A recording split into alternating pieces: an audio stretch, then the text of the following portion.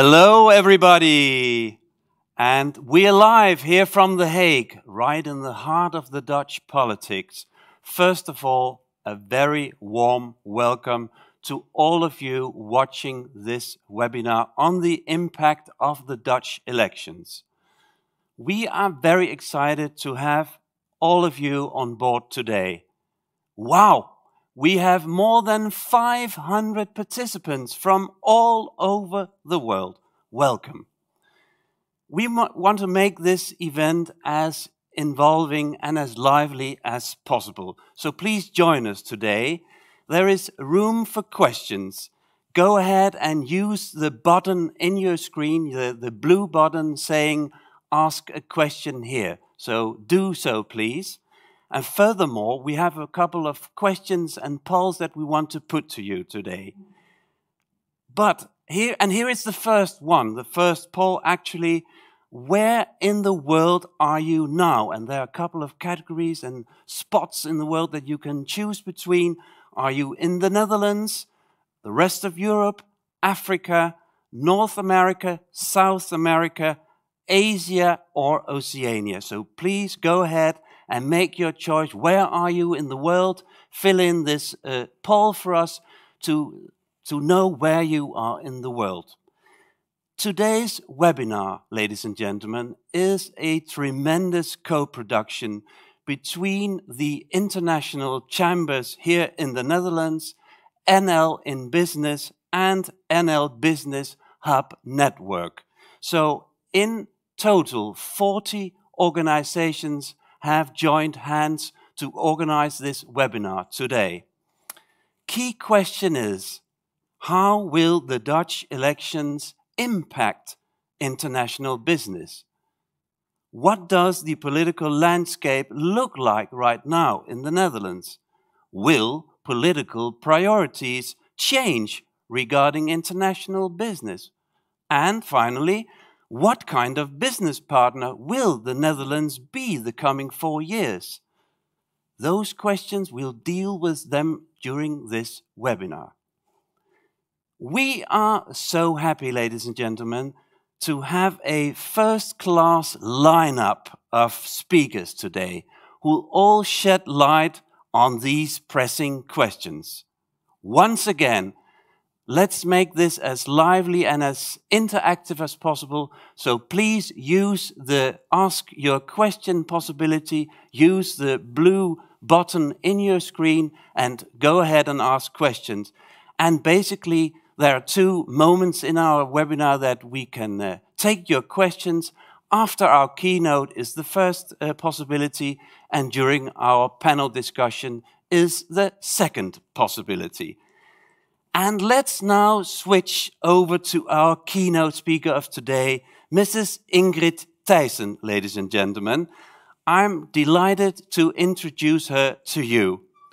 It's Mrs. Ingrid Thijssen. She is the president of the employers organization called VNO-NCW.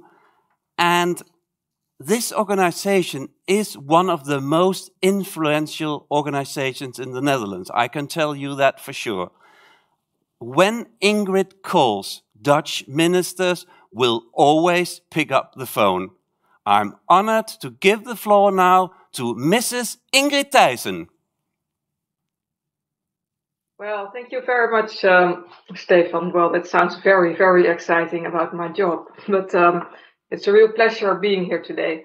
And I'm looking forward to elaborate shortly on 3 topics. First, our new agenda, the new agenda for that VNO-NCW and our sister organization MKB Nederland, the SME organization, just presented a couple of weeks ago. And second, I would like to give a view on the recent election. Well, of course, its outcome and the upcoming formation period, which has a slight hiccup at this moment. And of course, I would like to go into the major challenges for the economy for a new cabinet. So, well, before I am able to elaborate a bit on our new agenda, we will first have to address the question as of why we felt the need to change course. And back in 2019, our members became worried about the tensions rising in Dutch society, and the perceived distance between the society and businesses seemed to be growing.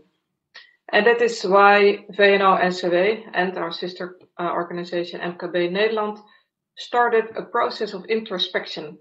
And we noticed a couple of things. First, over the years, too many people did not benefit enough from economic growth. The opportunity gap in our country further increased, and our efforts in tackling the climate change question were insufficient. So this analysis eventually led to our new agenda. It's a new compass we want to follow. We call it in Dutch ondernemen voor brede welvaart, and translated in English, it's doing business to create broad prosperity. And this compass is about 3 pillars, ladies and gentlemen. It's about a strong economy. It's about sustainability as top priority. And it's about inclusiveness, which for us mainly means equal opportunities. And as business community, we also concluded that we did not only need a new compass, but also that we could have a broader perspective on our role in societal issues. First, of course, by taking our responsibility for the sustainability of our own business processes and those in our supply chain and with our customers. But we also pointed out that the business community could even play a role in solving issues in the local or national society where our headquarters or plants are based, or offices. For example, issues like helping families with problematic debt issues or adults struggling with reading and writing. The goal of our new agenda is to create a prosperous, inclusive, and climate neutral society in which everyone enjoys equal opportunities. But to enable all that, economic growth is, of course, a crucial requirement. And it is not without reason that economic growth is the first pillar of our new agenda. And that is important because the current economic growth prospect in the Netherlands is not enough to carry our future collective expenditure in, for example, healthcare or our education system. To boost economic growth, stimulating international business is key for the Netherlands. I will come back to this topic in a minute. Because first, I would like to give you some reflection on the Dutch election results. During the campaign, it became clear that the main themes were, well, of course, first, the corona crisis, and second, it was also very much about leadership. And that had to do with the fact that our Prime Minister, Mark Rutte, has been in office for 10 years already. But unfortunately, other very relevant topics were underexposed, such as the nitrogen problem or a post-COVID economic recovery plan. Well, compare it with the US's recovery plan proposed by President Biden. It's worth up to $1.9 trillion. And just this weekend, he announced that he would add a $3 trillion plan for infrastructure. So the Netherlands and Europe also need a very good recovery plan. And then third, there has been little discussion during the election campaigns about international security, China and the US, and about Europe. Then the results. The results of the elections in the Netherlands seems to enable a stable majority cabinet, but it will be a challenge. And we as business community are positive that presumably VVD, Liberal, CDA, Christian Democrats and D66, Liberal Democrats framework will have, as in the past, a favorable position towards international entrepreneurship. And our hope is now that there will be a swift formation process which leads to a stable and internationally oriented cabinet. And time is of the essence because the challenges ahead are substantial, as for all countries in the world at this moment. So from our perspective, it is also good news that pro-European parties like Volt and deze won considerably, since most challenges ahead, climate, migration, security, etc., they can only be dealt with on a European scale or even a global scale. But, well, Europe is the first thing we should try to get on having the same instruments and policies. Then one of our major concerns is the fact that all parties want to significantly increase the taxes for businesses. And why does it worry us? Well, because this can hinder economic recovery severely. We find ourselves in the greatest economic crisis since the Second World War. And the only way to grow out of this crisis is to invest more. More investments will lead to more jobs. As remember, our business alone contribute to 80% of these investments. So we should not tax businesses, we should help them invest. Then the major challenges for the economy for a new cabinet. Well, as I mentioned, the first and foremost priority is enabling economic recovery. And when it comes to that, getting businesses in closed sectors back on their feet is incredibly important. But there are many, many more companies that suffered very serious financial damage. In one of the backbones of our economy, the manufacturing industry, 40% of the companies expect to do significantly less well this year than before Corona. A sustainable recovery of the economy will not happen overnight. It is very uncertain when Corona will be under control around the world. And recovery of the world economy, and with it ours, depends on it as well as on the state of the economies and the resilience of the countries that are important for the Netherlands. Furthermore, there are a lot of hidden financial problems in our businesses due to the COVID crisis. Therefore, we must seriously take into account that our economy will only be back to the level of before Corona in 2024 or even 25. Therefore, a solid recovery plan is needed for our economy, which is not just about extending the emergency aid package for a couple of months. The plan should address the accumulated debts, it should support equity, it should boost investment, and it should make sure that increasing taxes or other costs for businesses are avoided. In the meantime, we face some major domestic challenges in the Netherlands. It's about the labor market, the nitrogen crisis, and climate and sustainability. On the labor market, we have to improve the working of the Dutch labor market, and we are working on an agreement with social partners, with trade unions, for a new cabinet. We are making progress, but we are not yet there. Then the nitrogen crisis. This is one of the biggest challenges that the Netherlands face. I think that very few Dutch people realize how huge this problem is.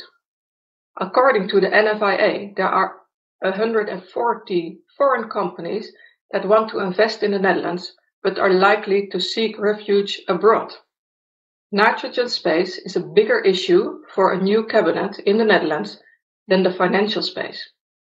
Also on this topic, we are working together on an agreement with partners like NGOs and farmers. Then climate, sustainability.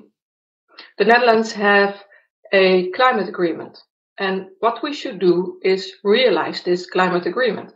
And therefore, a new cabinet should focus on stimulating the implementation, making infrastructure choices, and provide the financial arrangements to support the realization of the climate agreement. We, as the Netherlands, have to stay very attractive for foreign entrepreneurs to settle in our country. We should therefore foster our connectivity with the world and invest in state-of-the-art skills of our workforce, invest in excellent infrastructure, and invest in our world-class R&D institutions and make generous R&D funds easily accessible.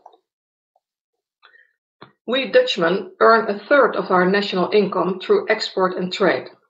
Therefore, next to creating an excellent business climate for foreign investment in the Netherlands, we should also help and stimulate Dutch businesses to go abroad, to catch the opportunities in other countries, because we know that companies which are internationally active are more innovative, are more productive, and have better chances to survive and succeed.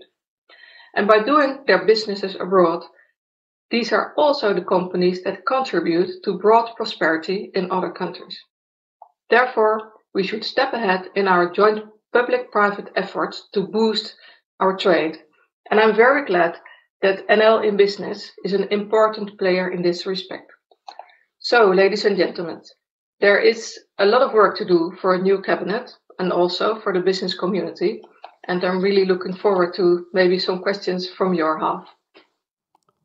Thank you very, very much, Ingrid Thijssen, Chair of VNO-NCW, the most important employers organization here in the Netherlands. But before we move on to the questions, let's return now to the poll and let's see where you are all from in the world, ladies and gentlemen. So let us have a look on the places in the world where you are from, and it should be the result of the poll, please. So where in the world are you now? I see South Africa, the Netherlands, North Holland, Brechtdorp. I don't even know where that is actually. The Netherlands, Gouda, that's in the Netherlands as well. But I think we have actually people from all corners of the world in our webinar today. So that's really, really nice to know that. And let's now go to Portugal, I see, Finland, Germany, Lisbon, Portugal, Thailand even, completely different time zones joining us today. Really nice to see.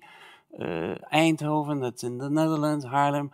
Well, let's once more welcome everybody, and in this webinar on the Dutch elections. Let's return now to Mrs. Ingrid Thijssen.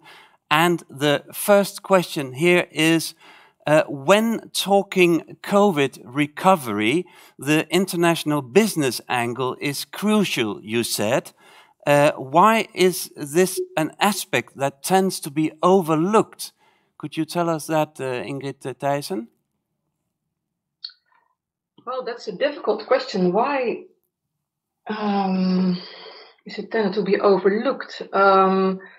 Yes, I think that the questions and the problems and the issues that the Dutch economy and society is facing are so big that probably all attention of politicians goes in that direction instead of supporting international business. I think that's the simple but true answer to your question. Yeah, I see your point. And is there a specific way to keep that international perspective more on the table? Well, we of course try to do so in our lobby, and also of course in our both behind the screen and in front of the screen.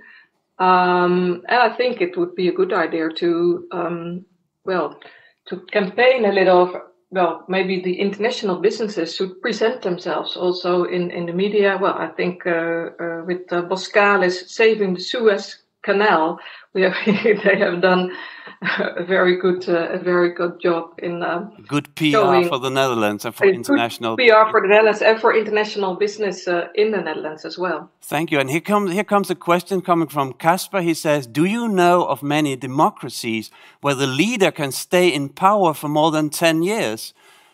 Should strong multi-party democracies allow their top leaders to stay in power for a maximum amount of years? What is your view on that, Mrs. Thijssen?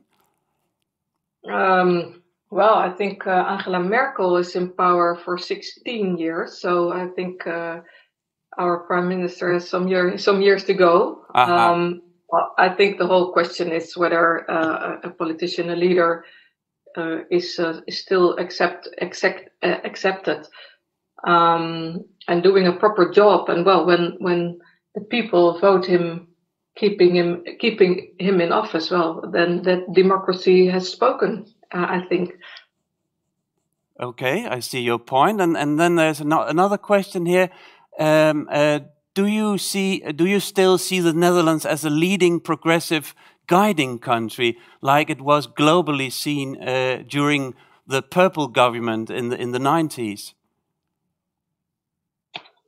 Whoa, that's also a difficult question.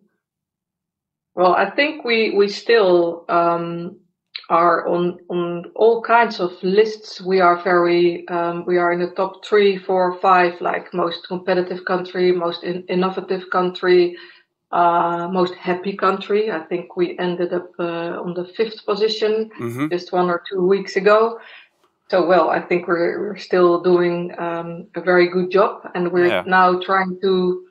I think we also want to compare it to the Purple period, political period. We're trying, I think, to reinvent capitalism. So neoliberalism we are leaving behind, and we're trying to set course to a new kind of capitalism. And I think both political parties, but then also new course of new focus of the business community with VNO and NCW does so. So that might be, well, maybe we can be a leading example again then. A step towards a new kind of democracy, you say, with more sustainability and more green growth, maybe.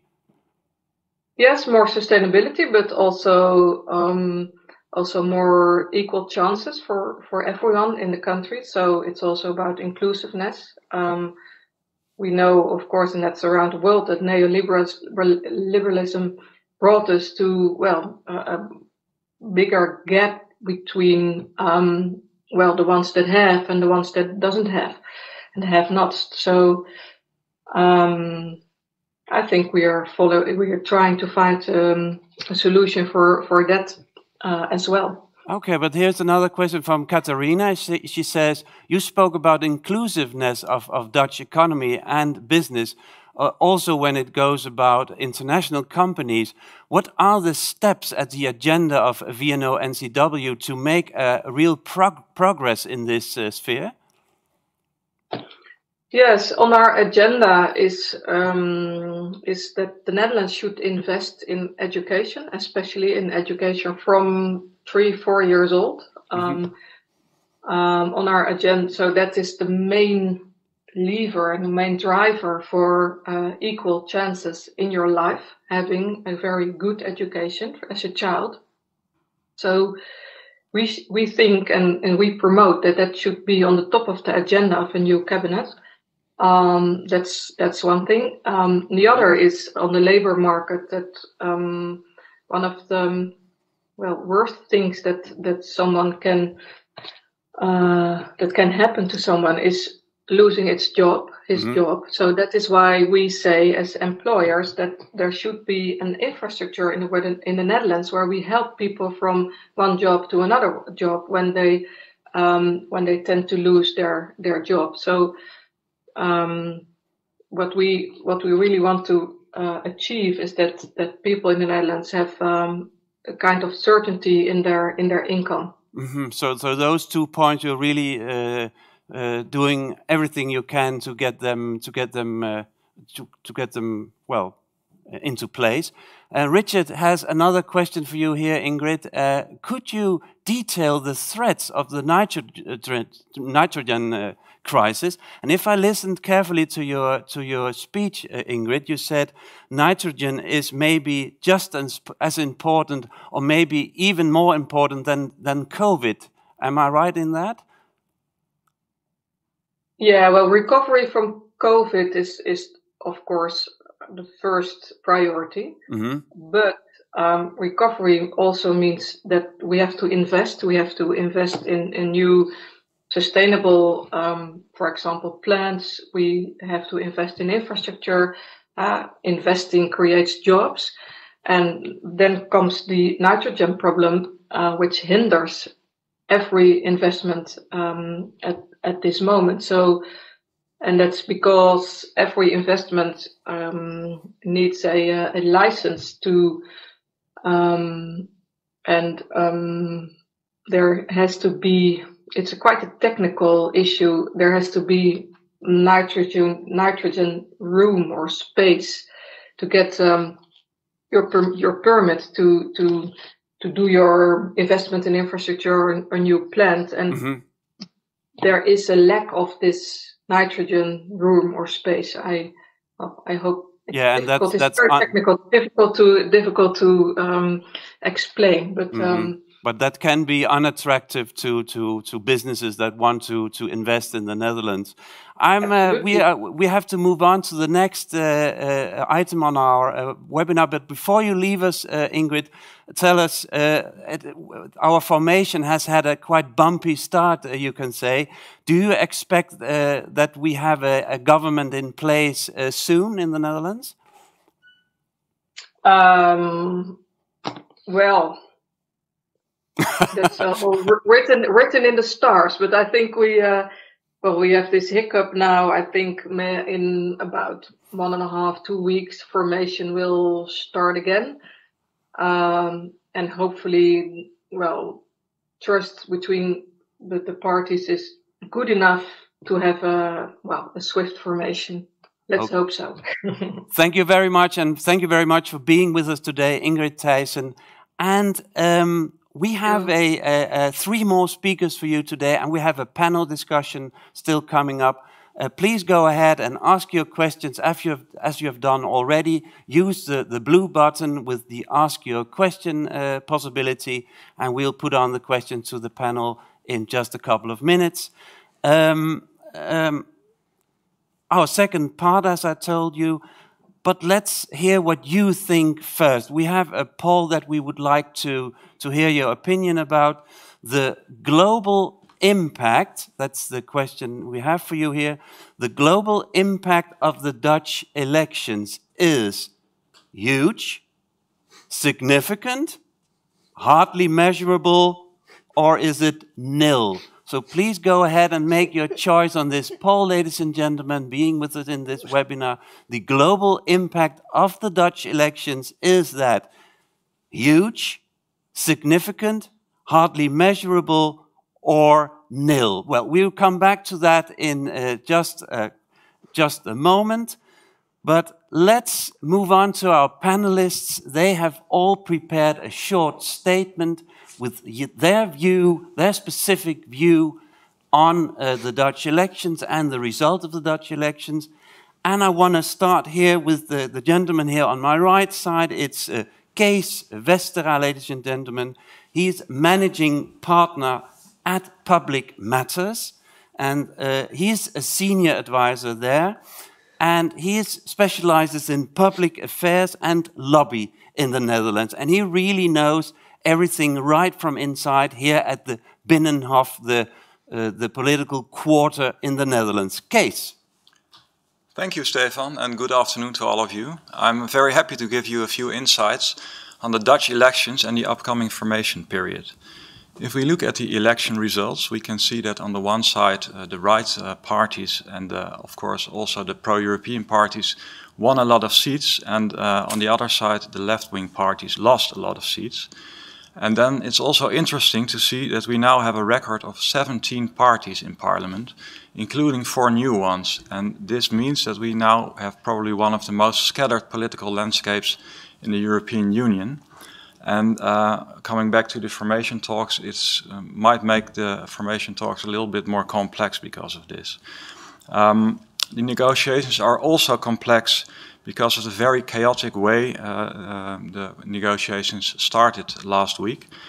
Maybe you've read it also in the other countries, that some internal notes with explosive content accidentally leaked. And now there is a lot of distrust between the negotiating parties, and the negotiations even had to be postponed. Probably tomorrow there will be an important parliamentary debate, and I hope and trust that the trust will be restored then, and the negotiations can continue.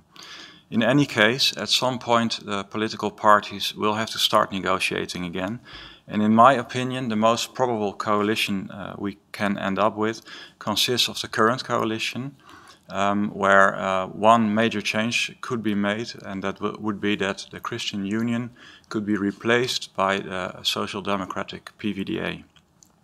If this turns out to be the fact, then we could face a much more progressive and more green cabinet than we had in the past 4 years. And there are some more conclusions I could make. That's that in the short term, the Netherlands is fairly willing to invest itself out of the COVID crisis, which is something that is usually good news for companies.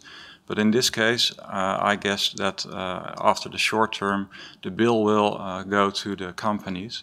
And that would mean, in combination with all of the ambitious climate plans we have, that entrepreneurship will become probably a little bit more difficult in the coming years. Then, finally, because of COVID, we see that the government is growing stronger and larger in the Netherlands, and that probably automatically means that there will be less room for market and more room for protectionism. And my final conclusion would therefore be that no matter what coalition we end up with, the Dutch business climate will become less attractive in the coming years. Okay, business becoming less attractive in the coming years, says Kees Westera, and he also predicts that the Labour Party will join the new cabinet. Thank you very much for your statement. Our next speaker of today is Rem Korteweg, ladies and gentlemen. He is a senior research fellow at the Klingendahl Institute. You can ask him anything about Europe and the Netherlands and the strategic side of all this and the role of the Netherlands in the world. I'm happy to give the floor now to Rem Korteweg. Thank you very much, Stefan. It's a great pleasure to be here. Let me say a couple of words about what I think this new coalition government or the new electoral reality in the Netherlands means for Dutch EU policy.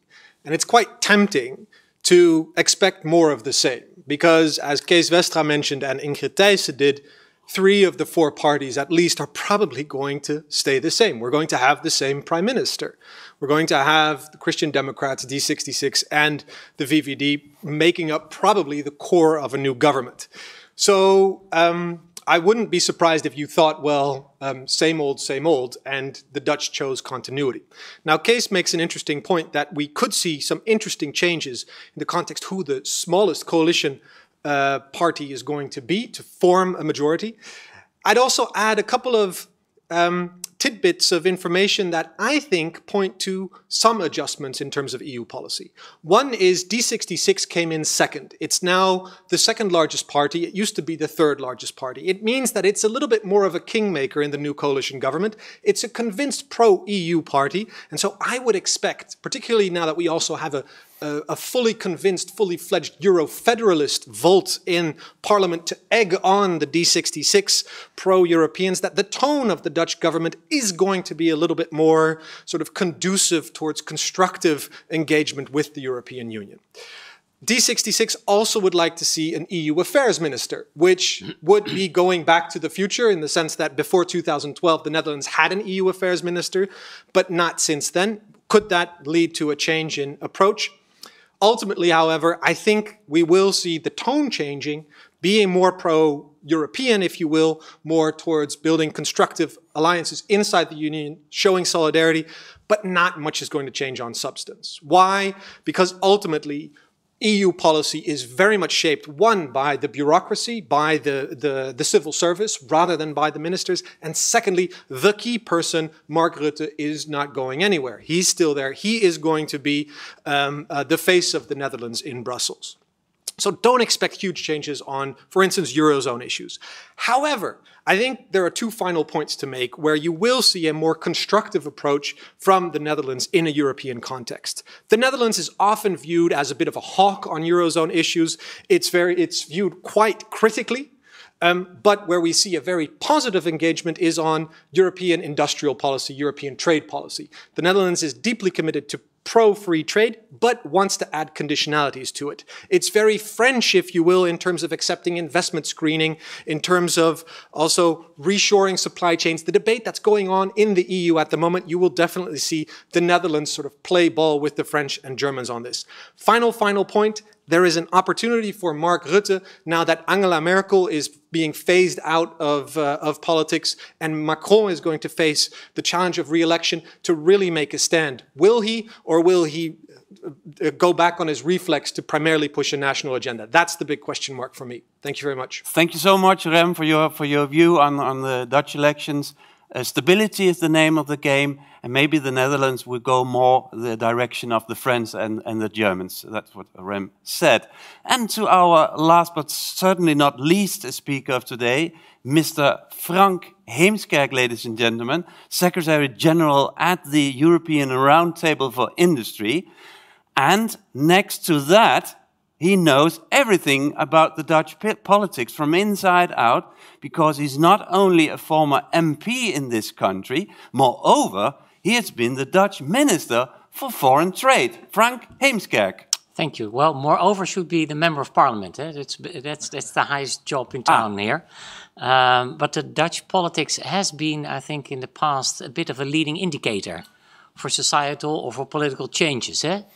Tomorrow night, exactly 20 years ago, it was the first gay marriage, the formal gay marriage, which was installed in the city of Amsterdam.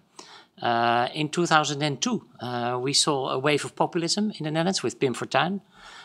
In 2005, the world was in shock because the Netherlands suddenly voted against the European referendum. We saw Wilders coming up, anti-migration, anti-Muslim parties in the Netherlands, I think early. And I was on the board of the World Bank in Washington, D.C. in 2017, and everybody was watching what's going to happen in the Netherlands. Will they stop the wave of Trumpism and Brexit? And indeed, the outcome of the elections in 2017 was relatively moderate. What's my prediction for now? Is it what's the leading indicator? And I do think with Rem that it's mainly continuity and some stability. A little shift more to the middle. The pro-European moderate Liberal Party did well. But we have the same Prime Minister. If continuity is the leading indicator for what would happen in France, and Macron would get another term, and if Germany would get another term with the Großen Coalition, with SDP and CDU-CSU, I think for Europe that would be a pretty good deal. Because Europe, of course, needs to catch up. We have a lot of challenges to face on digital. I think Europe is leading in the agenda in sustainability and in climate change.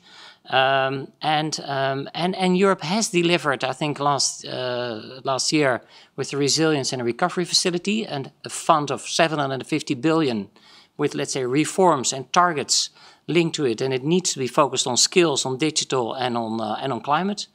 So in that sense, I think from a business perspective, or a European business perspective, I'm not too pessimistic. The US has some issues on their plate as well in terms of polarization. In China, there's a debate also on continuity and democracy. So in that sense, I think in Europe, the political leaders tend to agree, let's say, on the big picture. And I do hope that new government in the Netherlands will not just change its tone of voice, but also come with some constructive contributions. Thank you very much, Frank Heemskerk, ladies and gentlemen, our last speaker, underlining the thing that also Rem said about the continuity that's guaranteed in the Netherlands. Let's now return to the question just 2 minutes ago about the global impact of the Dutch elections, and you see. The vast majority says hardly measurable. Then the next category is significant. Well, almost a quarter, 25% says significant. Even 1.1% says huge. And then finally, nil is 12%. What respond to this, Rem? If you look at this, it's amazing, isn't it? I'm interested in the 1.1% that says it's huge. I think we should get that person on air and sort of explain. 3%. I don't think it's that surprising. I wonder personally what the difference is between hardly measurable and nil. I think they are somewhat similar categories. But I think it's true to form. I mean, in a global context, given the fact that the Dutch electorate chose the same prime minister, means that continuity might in fact be a good thing. I don't know if earth-shattering elections are generally a good way to advertise your country. No, but isn't it strange to see that significant has been chosen by almost 25%? Yeah, I don't know why they chose that. But even if there were big changes in the political landscape in the Netherlands, I still would have thought that the global impact of the elections in the Netherlands is not much. No. You could turn it around and say there is an impact for business that wants to do, companies that want to do business in the Netherlands. Of course, then the election results matter more. Yeah. But if you pose it like this, I think it's good that hardly measurable is the largest section here. Yeah. What is the point where you see the impact the most in the world of Dutch politics? Well, so I actually think that the impact of the Dutch elections are by definition significant. The Netherlands can be a voice for good. I think we have had a leading role in climate, in human rights, in development cooperation. The outcome of the elections could also have been significant or huge if we would have, let's say, an exit party winning winning the elections. And it's significant that these negative things did not happen. Mm-hmm. So I would be in favor of significant or even of huge. Let's move on to our next statement, to our next poll, ladies and gentlemen. That's the question we would like to ask you is tax increase for companies will lead to declining investments. Do you agree with this or do you disagree with this? So please go ahead and answer this question for us. A tax increase for companies will lead to declining investments. Do you say agreed? That's eens. You learn a little bit of Dutch today as well. So if you say I agree with this, then you say eens. But if you disagree, you say oneens. Disagree is oneens. So tax increase for companies, will that lead to declining investments? What is your expectation of that, dear viewer in this webinar? Is that agreed, eens, or disagree is oneens? So we have a clear result here. The vast majority says agreed. Kees? Yeah, I also agree. Because? Well, maybe if you take it one step back, I think and that's also something I said in my opening statement, is that I guess that the Netherlands wants to invest more because in order to get out of this COVID crisis. And I think these investments will come first, and then the companies will have to pay for it by higher taxes, which ultimately leads to less investments, in my opinion. But sometimes spendings are needed. We have you can't spend a euro that you haven't earned in a way. So if we want to get rid of the COVID crisis, we have to take the money from somewhere, don't we? That's why we are spending a lot now, and the government actually almost has shares in all those companies. I mean, at least 30% of the wages have been paid by government in the past year. So also government wants to have more control later on. I think the investments will come, and then the bill has to be paid. Okay, and please, ladies and gentlemen, let's have your questions here on our screen just in 2 minutes. But before we take some questions, let's talk a little bit about that nitrogen crisis that we have in the Netherlands. It's a very difficult word to pronounce. Nitrogen, stikstof in Dutch. Do you really think a company will avoid the Netherlands because of this, Frank Heemskerk? Ingrid Thijssen mentioned that in her speech. Well, I think it's important that the new government deals with it. I think it's linked to the agricultural sector, especially also to the construction sector. But there needs to be clarity on an investment path. So in that sense, clarity on permitting systems, Well, this government, the previous government, had a lot on its plate, especially also with COVID, but they didn't deal with this topic. So in that sense, that's they had other things on their mind. Yeah, I don't. Well, you know, that's done. They're gone. I hope we'll have a new government quite soon, and they better deal with it. Yes. It should have top priority for you. It should have high priority. Yes. Crisis. Yeah. Yeah. But especially for agriculture and for construction sector linked to permitting and But how to solve it then? Have you got it?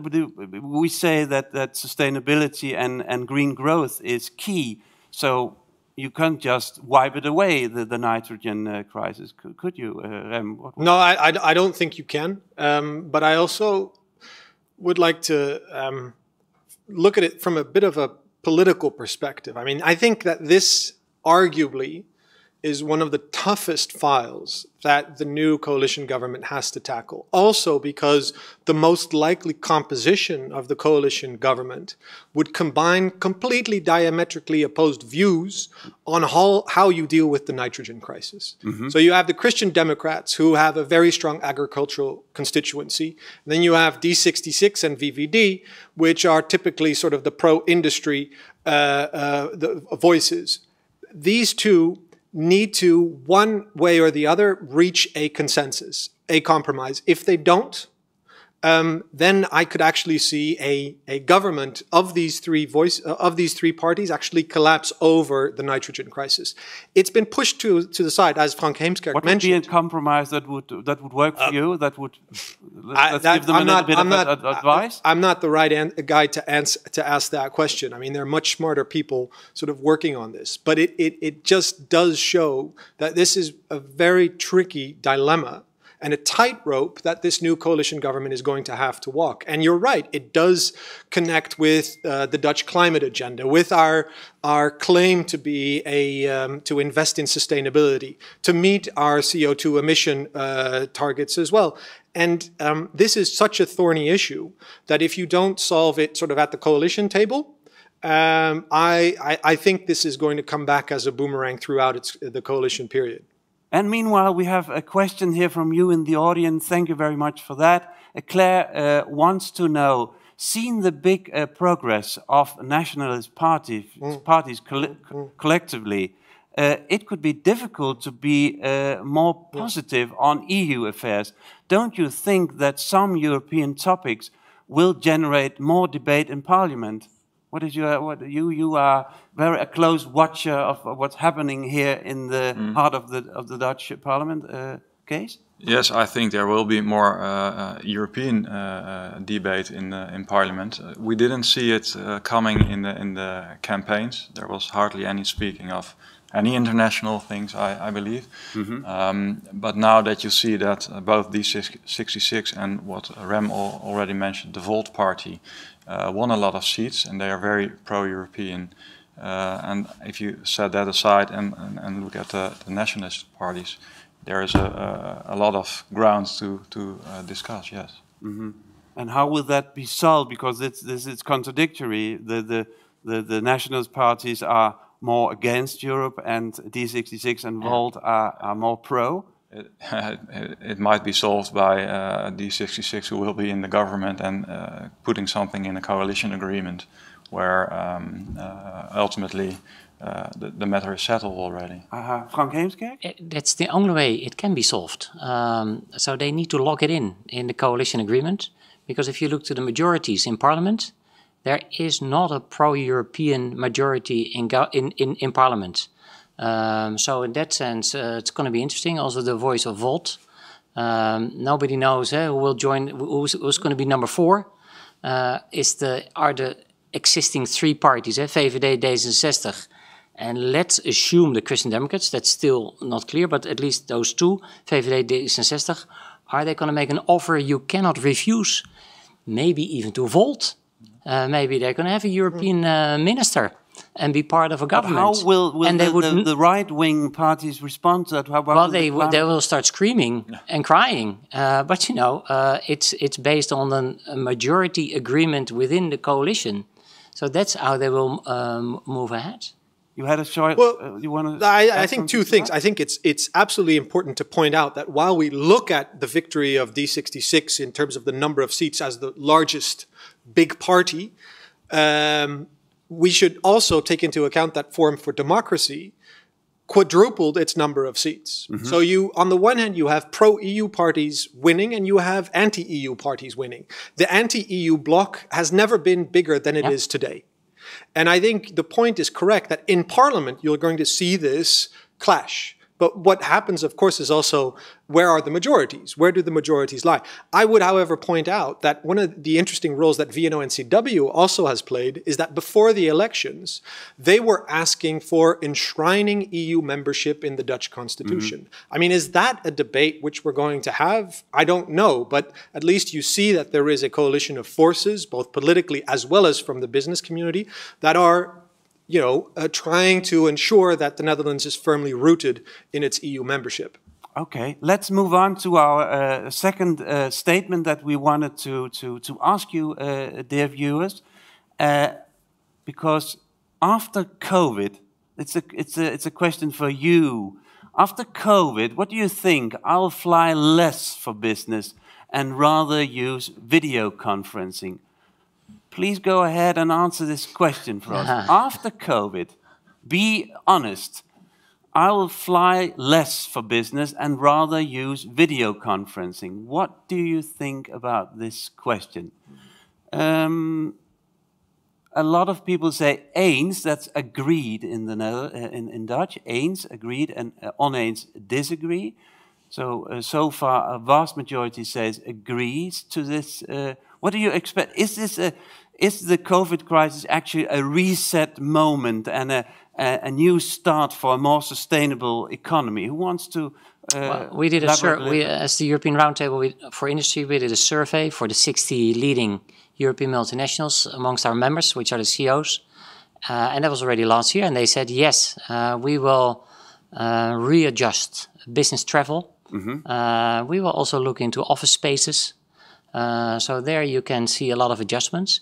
It's also interesting, there's a lot of talk about global supply chains. And actually the global supply chain did pretty well during the COVID crisis. There was criticism about the internal market. But also there with the green lanes, you could still go to the supermarket. And if you look to the pickup, let's say, of industrial production, globalization survived, actually did pretty well. So that's interesting. So, but I do expect less travel. We should introduce carbon pricing. We need to deal with climate change. But there will be changes, yes. Yeah, but we're also talking about investments in the Netherlands and the climate here in the Netherlands. Do you think for this green road, will the next government have to take up new regulations for that? Do you expect that? Well, I mean, to Mr. Heemskerk's point, globalization actually worked throughout the COVID crisis, particularly if you look at goods trade. I mean, container shipping costs have gone through the roof.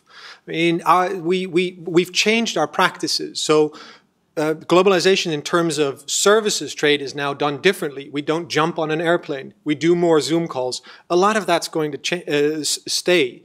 But a lot of things are also going to simply stay the same because they've been proven. So what I observe is that different countries, whether it's the EU or Japan or the United States, are now talking about decoupling or about reshoring and bringing back supply chains. I think businesses have a voice in this too. And actually what you see is that businesses are kind of reluctant to jump on the reshoring bandwagon because they see that the supply chains actually do work, that they are robust. And in fact, you create new vulnerabilities by bringing everything back to your own little space because who knows what's going to happen there next. So the whole diversification agenda, I think, is going to be with us. Are we going to fly less? I'm pretty sure we will. Are we going to fly again? I'm pretty sure we will as well. But let's take some more questions from you, from the people viewing this webinar. What new leadership role is most preferred for the Netherlands in Europe, in your view? Kees? Well, I must say I'm not really the expert on this, but if you ask me, I think, for example, everything around sustainability, of course, is something we need or should be leading at. But also, I think sustainability, that should be a key point to show leadership for the Netherlands in the world. From my perspective. Okay. I think you agree with that, Frank Heemskerk? Well, yeah, but sustainability is a topic we can't solve in the Netherlands nor in Europe. That's something we need to do globally. I hope that the new government in the Netherlands will be less selfish, will be more pragmatic. A lot of topics can better be dealt with at the European level than at a member state level. So, you know, if there's a benefit to it, let's go for it. The new recovery facility, which is being rolled out now in Europe, links, let's say, funding to reforms. Well, that's going to be very interesting, whether that new economic governance model works. And also there, you know, the Netherlands should be a pragmatic voice. We have a lot to gain. We can always criticize and improve, but Europe is a big plus for a small open trading country like the Netherlands. Okay, so that was Eric's question, and Clarence asks, will a coalition government delay decision making and policy uncertainty? What do you think, Rem? Oh, we are a little bit in sort of a twilight zone, depending on how long the coalition government, the formation process is going to take. So the previous formation period took more than 200 days. Mm-hmm. And we've already noted that this formation process got off on a false start.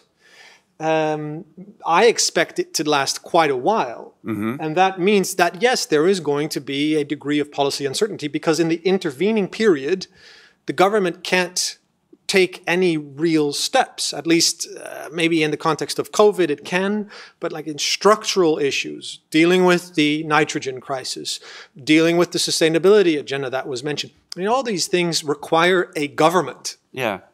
So no, I mean, yes, rather, there is policy uncertainty right now.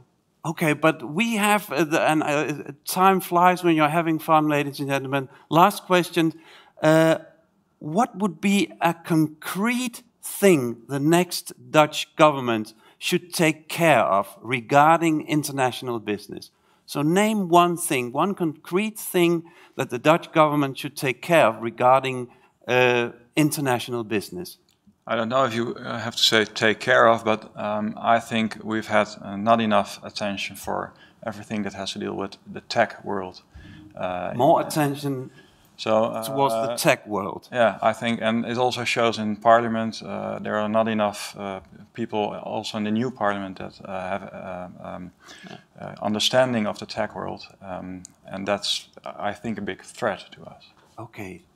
Frank Heemskerk? Revitalize the transatlantic relations. So Europe needs to work together with the Biden administration, indeed, on new fields, regulatory cooperation in data, in privacy, in technology.